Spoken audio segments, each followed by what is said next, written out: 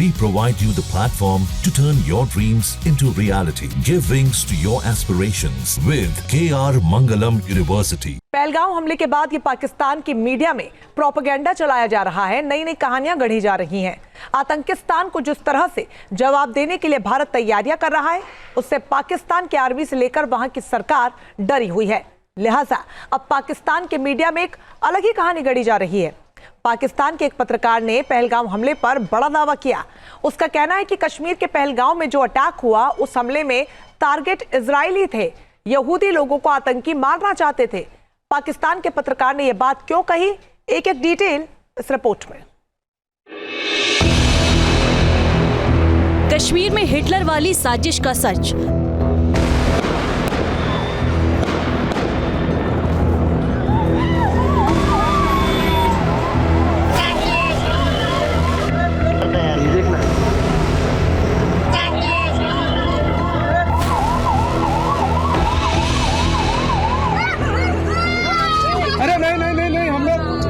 हम लोग फौज हैं, हम लोग बैठो हम लोग फौज बैठो। पहलगाम के आतंकी हिटलर से प्रेरित थे।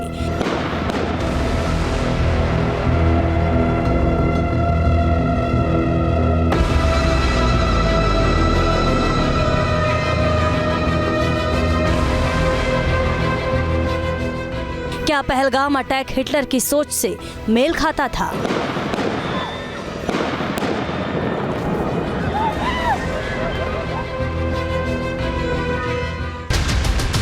22 अप्रैल को जब दहशतगर्दों ने बैसरन घाटी में अटैक किया था, तब पूरी दुनिया सन्न रह गई थी, क्योंकि आतंकियों ने बेगुनाह लोगों को निशाना बनाया, निहत्थे लोगों पर गोलियां बरसाईं।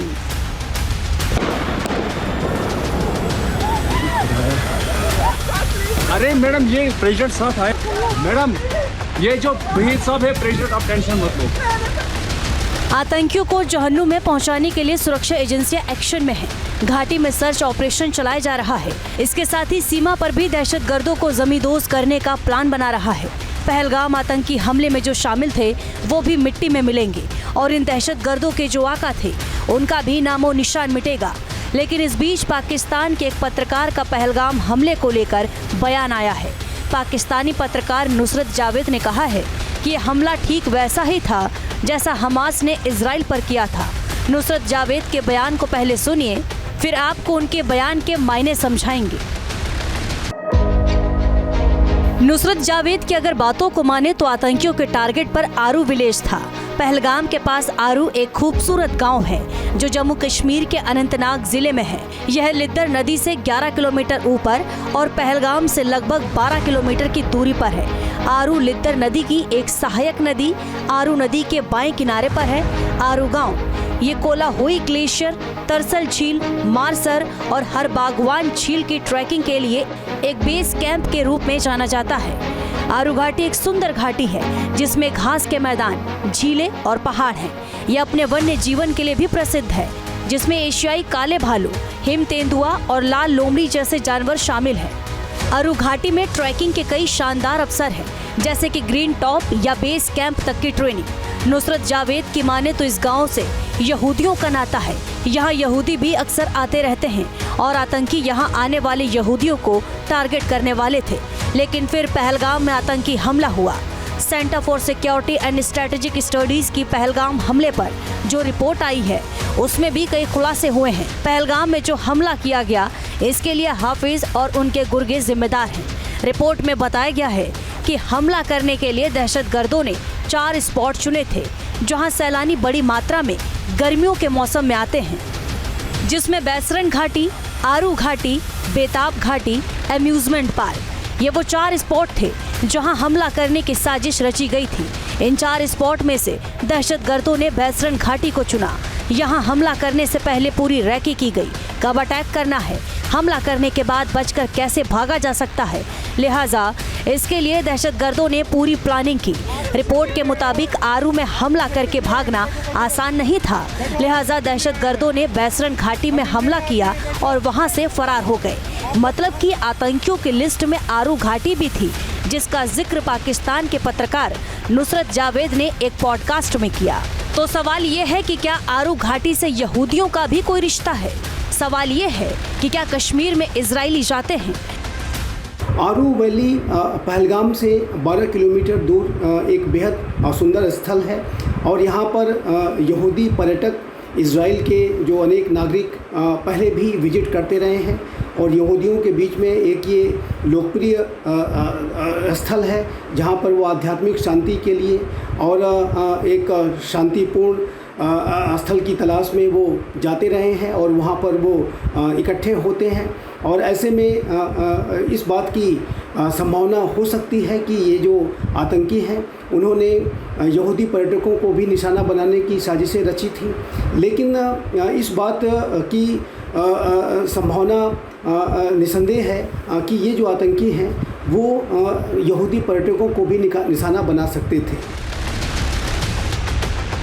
एक्सपर्ट्स बताते हैं कि सिक्योरिटी रीजन की वजह से इजरायली नागरिक कश्मीर में कम ही विजिट करते हैं, क्योंकि इजरायलियों के खिलाफ पाकिस्तान और उनके जैसे कई देश काफी अग्रेसिव रहते हैं। लिहाजा पाकिस्तान द्वारा प्रायोजित आतंकवाद इजरायलियों के लिए थ्रेटिंग है। पहलगाम आतंकी हमले को लेकर पाकिस्तानी मीडिया एक नया नैरेटिव कर रही है, एक नया दावा पेश कर रही है।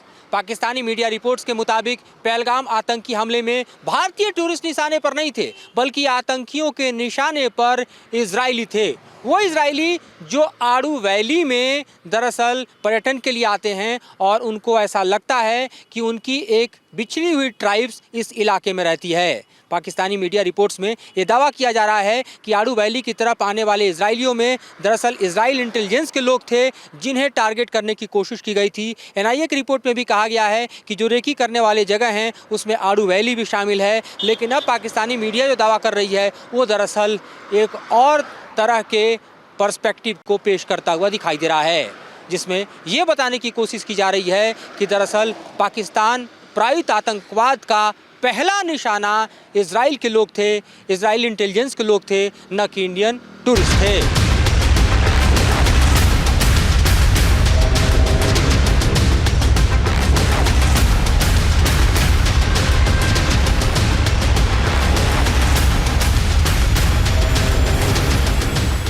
7 अक्टूबर 2023 को हमास ने जब इजराइल पर हमला किया था, तब दुनिया भर के मुल्कों ने हमास के हमले की निंदा की थी।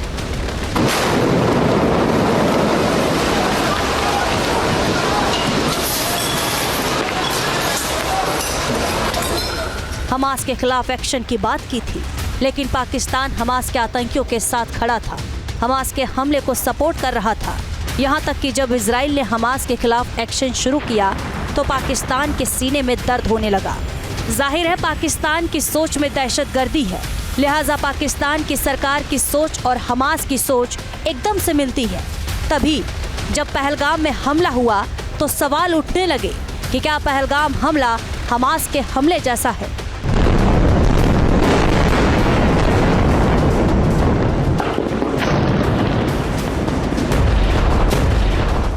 हमास ने जब इजराइल पर हमला किया था तब वहां भी आतंकियों ने निहत्थे लोगों पर गोलियां बरसाई थी। ऐसा क्यों कहा जा रहा है कि पहलगाम और हमास हमला एक जैसा है? तो इसको इन दो तस्वीरों से समझा जा सकता है। 7 अक्टूबर 2023 को हमास के आतंकियों ने अटैक किया था। हमास के आतंकियों ने अटैक उस वक्त किया जब इजरायली लोग खुले मैदान में पार्टी कर रहे थे। उन्हें नहीं पता था कि उनका जश्न मौत के मंजर में तब्दील हो जाएगा। हमास के आतंकियों ने 1200 लोगों को मौत के घाट उतार दिया था। हमास ने इसे ऑपरेशन अलक्सा नाम दिया था। तो वहीं पहलगाम में भी लोग अपने घरों से दूर, अपने ऑफिस से छुट्टी लेकर पहलगाम घूमने गए थे। लोग अपने परिवार के साथ एंजॉय कर रहे थे, लेकिन तभी हाथों में ऑटोमेटिक हथियार लेकर आए आतंकियों ने नाम पूछ कर गोलियां चलाना शुरू कर दिया। दोनों हमले में बेहद ही समानता है। दोनों आतंकी हमले निहत्थे लोगों पर किया गया, बेगुनाह लोगों को मौत के घाट उतारा गया। इजराइल पर जब हमास के दहशतगर्दों ने अटैक किया तब भी पूरी दुनिया ने हमास के हमले की निंदा की थी, इसे मानवता पर हमला बताया था। और अब जब पाकिस्तान से आए दहशतगर्दों ने पहलगाम में आतंकी हमला किया जिसमें बेगुनाह लोग मारे गए, तब भी पूरी दुनिया निंदा कर रही है। अमेरिका की ओर से भी कहा जा रहा है कि पाकिस्तान अपनी धरती से आतंक को खत्म करे। कई देशों के राजनयिक ये कह चुके हैं कि पाकिस्तान की आर्मी पहलगाम हमले के जिम्मेदार है। पेंटागन के पूर्व अधिकारी ने पहलगाम हमले को लेकर सीधे तौर पर असीम मुनीर को जिम्मेदार ठहराया है। Is a formal designation of Pakistan as a state sponsor of terror and a designation of Asif Munir as a terrorist. The only difference between Osama bin Laden and Asif Munir is Osama bin Laden lived in a cave and Asif Munir lives in a palace. But beyond that, the two are the same and their end should also be the same. What India now needs to do is to cut Pakistan's jugular. There's no ifs, ands, or buts. There are no shortcuts anymore. Asif Munir gave a green light. We know that Pakistan is home to myriad terrorist groups, from Lashkar-e-Taiba, Harakat al-Mujahideen, many others. क्या बोलते भेलपुरी खाने पे मेरा पति side में था, एक इंसान है उसने उसको गोली मार दी। यहाँ पे पहलगाम आतंकी हमले में पाकिस्तान का हाथ है, ये रिपोर्ट भी सामने आ गई है। वहाँ के नेताओं के बयान से भी लगने लगा है कि पहलगाम में हुआ आतंकी हमला हमास के पैटर्न पर था। ये बात यूं ही नहीं कही जा रही, बल्कि इसकी परिस्थिति भी दिखाई दे रही है। ये तस्वीरें पहलगाम हमले से करीब 2 महीने पहले की हैं। ये तस्वीरें पीओके के रावलकोट की हैं। पहलगाम में हुए आतंकी हमले से लगभग 57 दिन पहले ही हमास के बड़े अधिकारी पाकिस्तान के कब्जे वाले कश्मीर में मौजूद थे।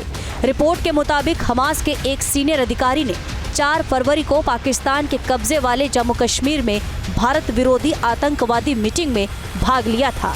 रिपोर्ट के मुताबिक ईरान में हमास के प्रवक्ता और प्रतिनिधि खालिद अल कादोमी ने 4 फरवरी को कट्टरपंथी इस्लामी नेता मौलाना फजलुर रहमान से उनके घर पर मुलाकात की थी। रहमान के नेतृत्व वाले जमीयत उलेमा इस्लाम पाकिस्तान ने सोशल मीडिया पर उनकी मुलाकात की तस्वीरें और वीडियो शेयर किए और कहा कि फिलिस्तीन की मौजूदा स्थिति पर चर्चा हुई। रावलकोट में अल कादोमी के साथ मंच पर जैश मोहम्मद के आका मसूद अजहर का भाई तलहा सैफ और जैश कमांडर असगर खान कश्मीर में भी मौजूद था। इसके साथ ही मसूद इलियास मौजूद था। इन आतंकियों के जमावड़े का मकसद साफ था, इजराइल और कश्मीर पर जहर उगलना। हमास के लिए पाकिस्तान में प्यार खुल्लम खुल्ला दिखाया जाता है, जबकि हमास को अमेरिका से लेकर तमाम यूरोपीय देशों ने आतंकी संगठन करार दे रखा है। दिसंबर 2024 में जमात इस्लामी ने इस्लामाबाद में एक सामूहिक रैली निकाली थी। इस रैली में पार्टी के नेता ने पाकिस्तानी सरकार से मांग की कि हमास को एक वैध सैन्य बल के रूप में मान्यता दे दी जाए। पिछले साल ही अगस्त में जमीयत उलेमा इस्लाम पाकिस्तान के लीडर रहमान ने कतर में हमास नेताओं से मुलाकात की थी और उसके पूर्व नेता इस्माइल हानिया की मौत पर शोक जताया था। जाहिर है ऐसे में यही सवाल उठ रहे हैं कि क्या 4 फरवरी को हमास और जैश के आतंकियों का जो गठजोड़ था वो भारत पर हमला करने के लिए बनाया था, क्योंकि इस मीटिंग के 57 दिन बाद ही कश्मीर के पहलगाम में निर्दोष सैलानियों पर गोलीबारी की गई। फिलहाल जांच जारी है, एक्शन की तैयारी है, लेकिन एक बात तो तय है कि पहलगाम में हुआ आतंकी हमला केवल दहशतगर्दी नहीं था, बल्कि इसके पीछे पाकिस्तान की ISI और वहां की फौज इन्वॉल्व थी, जिसका बराबर हिसाब होगा।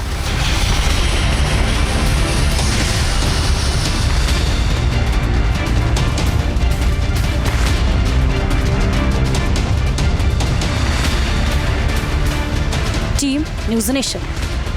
न्यूज़ नेशन अब व्हाट्सएप पर खबरों के ताजा अपडेट के लिए न्यूज़ नेशन के इस QR कोड को स्कैन करें।